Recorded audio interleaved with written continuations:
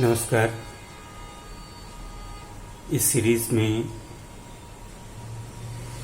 मैं आप लोगों के साथ देखने दिखाने की विविधता के बारे में बात करने का प्रयास कर रहा हूँ। और जैसा कि मैंने पिछली दफ़ा इस सीरीज़ की भूमिका में इस बात का जिक्र किया था, इस तरफ इशारा किया था कि देखने दिखाने की इस क्रिया में दृष्टिकोण, नज़रिया या अंग्रेजी में जिसे पर्सपेक्टिव कहते हैं, उसका अहम स्थान है। तो इस नज़रिए की तरफ इशारा करता, इस तरफ ले जाता आज का कहानी है, जिसका नाम है रीगल होटल। आज के कोरोना कोविड-19 के समय जब हम अपने घरों में रहने को बाध्य हैं, लाखों की संख्या में माइग्रेंट मजदूर हताशे प्यासे अपने घरों को लौटने के लिए सड़कों पर, रेल की पटरियों पर चले जा रहे हैं। ये माइग्रेंट मजदूर और इनके जरिए माइग्रेशन हमारी चिंताओं और चर्चा के केंद्र में है। लेकिन माइग्रेशन कोई एक रेखीय पिछड़े इलाके से विकसित इलाकों की ही तरफ नहीं होता। यह कोई वैश्वीकरण की ही बात नहीं है। यह हमारे जिंदगी में, हमारे परिवेश में, हमारे बनने में, हर जगह, हर स्तर पर है। यह माइग्रेशन ही है जो हमें दुनिया में एक दूसरे से जोड़ता है। ऐसे ही माइग्रेशन की एक कहानी है आज की कहानी रीगल होटल। यह दरभंगा के बारे में है। यह कहानी एक अंचल जो कि मिथिलांचल है, उसके वैश्विक रिश्तों, नातों को देखने की कोशिश है। यह कहानी सन 1980 के दशक की है और यह मेरे बचपन के अपने शहर दरभंगा की ओर मुड़कर देखना है।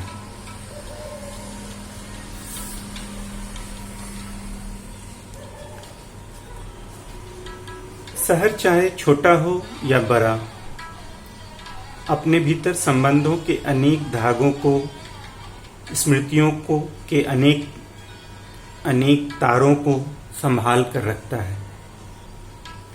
या फिर यह कहना अधिक उचित होगा कि शहर इन्हीं नाते रिश्तों से ही तो बनता है।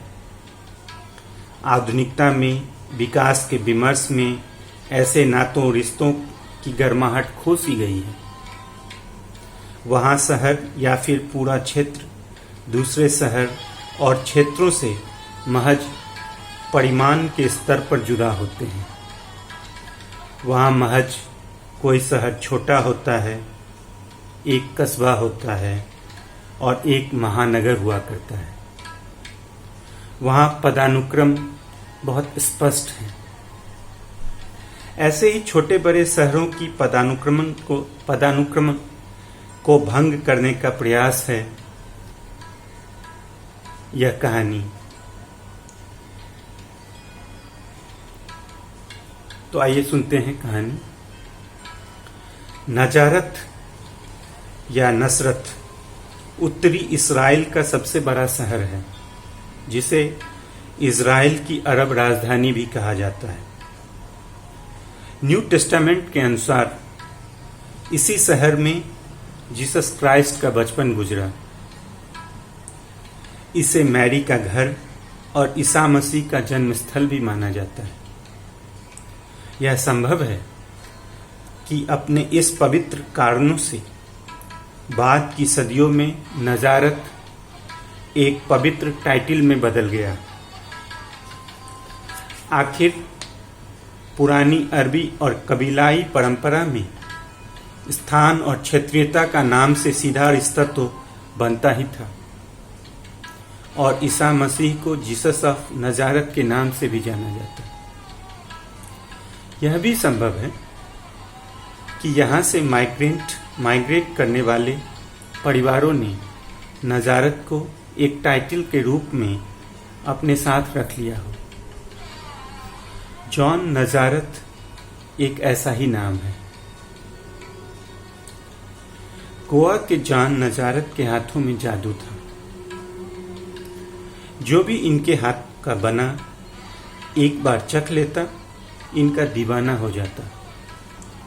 बिहार के मुख्यमंत्री श्री कृष्ण सिंह इस सूची में शामिल थे।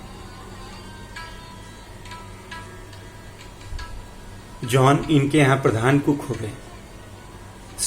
श्री बाबू के यहाँ दरभंगा महाराज का आना जाना रहता ही होगा, और वहीं डिनर टेबल पर किसी रात महाराज ने जॉन के खाने की तारीफ भी की हो, यह मुमकिन है। और श्री बाबू से जॉन को दरभंगा के लिए मांग भी लिया हो।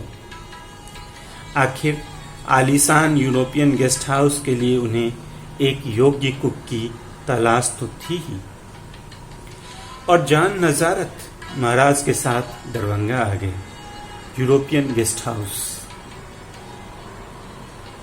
समय गुजरा, महाराज भी गुजर गए, यूरोपियन गेस्ट हाउस की हालत बदली, और समय क्रम में अन्य धरोहरों के साथ यह गेस्ट हाउस भी यूनिवर्सिटी का हिस्सा हो गया। जो हुनरमंद थे उन्होंने बदलते समय और शहर का रुख किया। जो स्वाद महज महाराज, मुख्यमंत्री और यूरोपीय मेहमानों तक सीमित था, अब शहर का हिस्सा बना। जॉन ने उत्तर भारत के पहले लाइसेंसी पब की शुरुआत टावर चौक से सटे लालबाग में की। यहाँ उम्दा ड्रिंक के साथ लजीज खाना और छोटा सा बेकरी भी रखा, जिसे जॉन और उनकी मेहनती एवं जुझारू पत्नी चलाया करते। नाम रखा रीगल।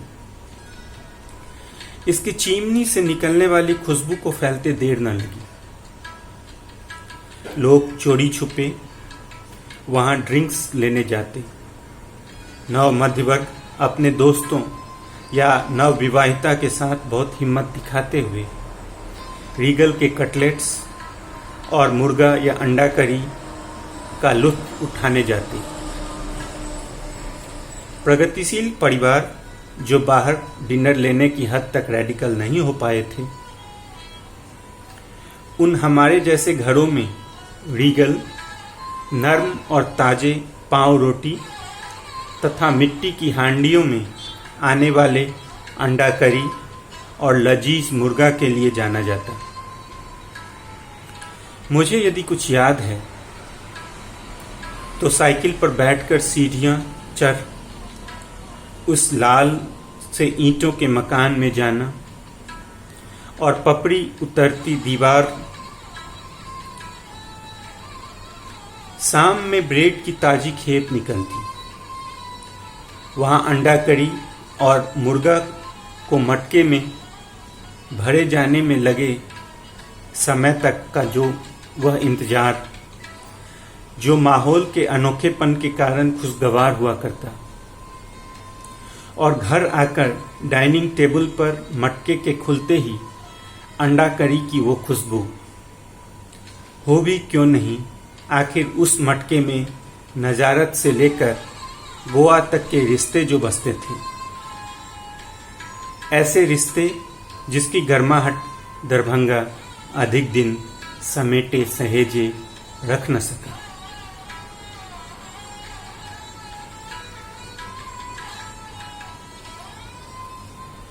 धन्यवाद।